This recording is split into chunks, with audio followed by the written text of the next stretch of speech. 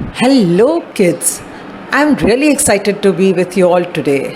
I have been teaching children of all ages since almost 17 years, but this is the first time I'm making a video. Today, I'm going to start off with my favorite subject, English, specifically English grammar. I'm going to start off with a beautiful part of English language, figures of speech. A figure of speech is a departure from the ordinary form of expression in order to produce a greater effect. Figures of speech can be classified into different groups. Today I'm going to start off with the first group, which consists of figures of speech based on resemblance, such as simile, metaphor, personification, and apostrophe.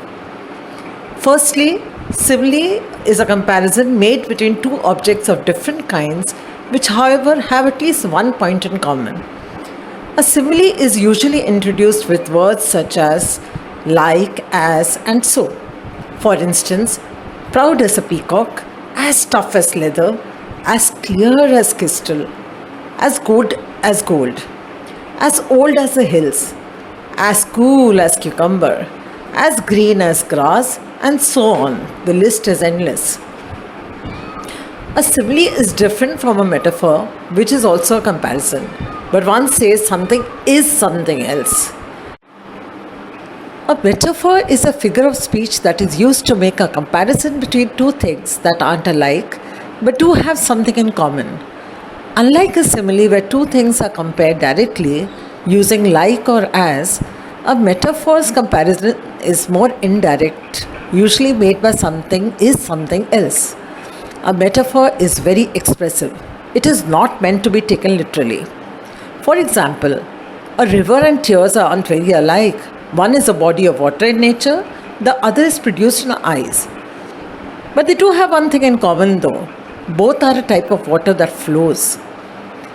A metaphor uses this similarity to help a writer make a point. Her tears were a river flowing down her cheeks. This metaphor is a creative way of saying that the person is crying a lot. Metaphors help writers make the point in a more interesting way. Some examples are, the classroom was a zoo. She is a peacock. My teacher is a dragon. The computers at school are old dinosaurs. The camel is a ship of the desert. The wind was a howling wolf. The thunder was a mighty lion. You are my sunshine.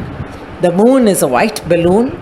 Books are the key to your imagination, and many like these. Now, if we say he fought like a lion, it is a simile. But if we say he was a lion in the battlefield, then it is a metaphor. Every simile can be compressed into a metaphor, and every metaphor can be expanded into a simile. Instead of saying the waves broke on the shore with a noise like thunder, which is a simile, we say the waves thundered on the shore. This is a metaphor. Another example is, instead of saying the camel is the ship of the desert, we say as the ship is used to cross the ocean, so the camel is used to cross the desert. Here we are expanding a metaphor into a simile. A metaphor should never be mixed. That is, an object should never be compared to two or more things in the same sentence. Remember that metaphors are a form of figurative language, so they never mean what they are literally saying. If I compare the girl's eyes to a bright star, I do not mean that the girl's eyes are stars. I just mean that her eyes are as bright as the stars in the night sky. My hands are ice today. My hands are being compared to ice to make you understand they're very cold. Both these figures of speech are based on resemblance. Next time we'll move on to the other two figures of speech, personification and apostrophe. For now, I'll sign off. Hope to see you all soon. Till then, stay safe and stay connected with your study.